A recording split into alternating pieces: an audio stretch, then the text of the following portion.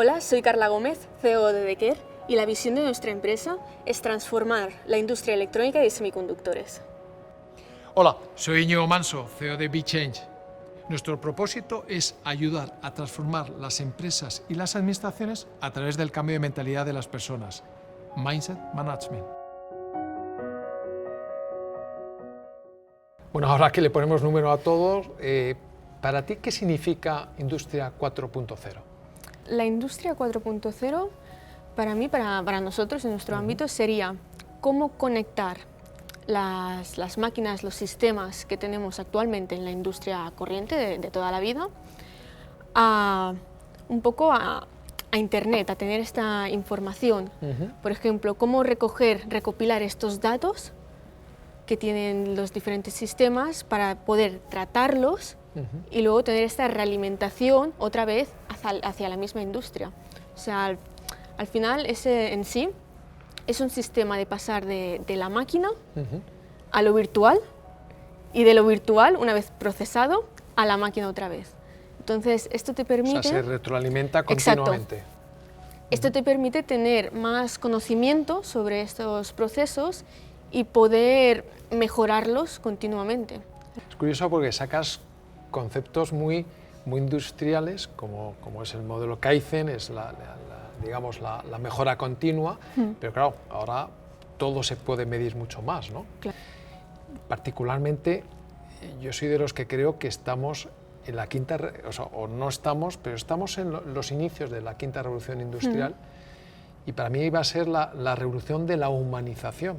Claro. O sea, yo creo que nunca ha sido más necesario que afloren lo que nos hace más humano. Precisamente para no competir con las máquinas, para que sean nuestros grandes aliados, lo que no tenemos que hacer es esa competición absurda, ¿no?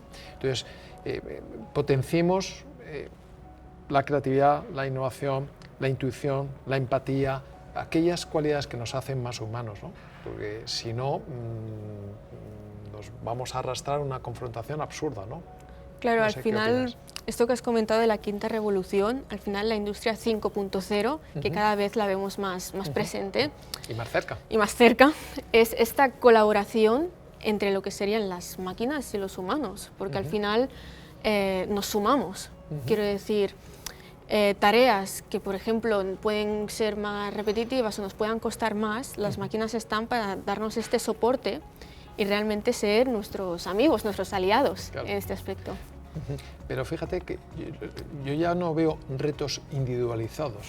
Lo que veo es que veo los retos desde una visión poliédrica, que también es la potencia. O sea, yo creo que uno de los problemas que hemos tenido para no seguir innovando, para no seguir creando tecnologías, es cuando te basas en un paradigma básicamente de piloto automático, ¿no? Y cuando estás, yo creo que es importante para innovar hacerlo pensando en el futuro desde el futuro, pues si lo piensas en el presente tienes unos sesgos, unas creencias, unas limitaciones, unas subjetividades que te impiden posicionarte en el futuro, ¿no? Esto pasa lo mismo, ¿no? Ya conoces ese ejemplo tonto, ¿no?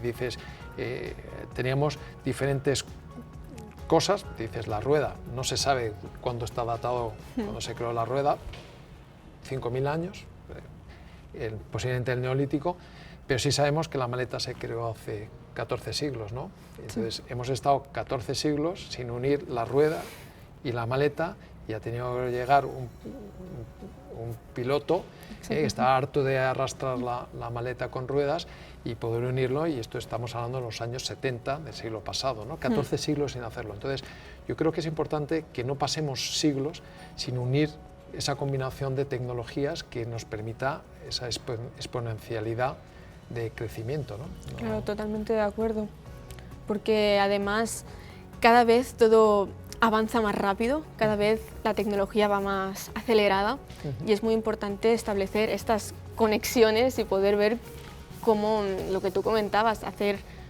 conjuntamente las soluciones a los retos y a todo lo que nos planteamos. Pero combinando tecnologías, todo. Claro.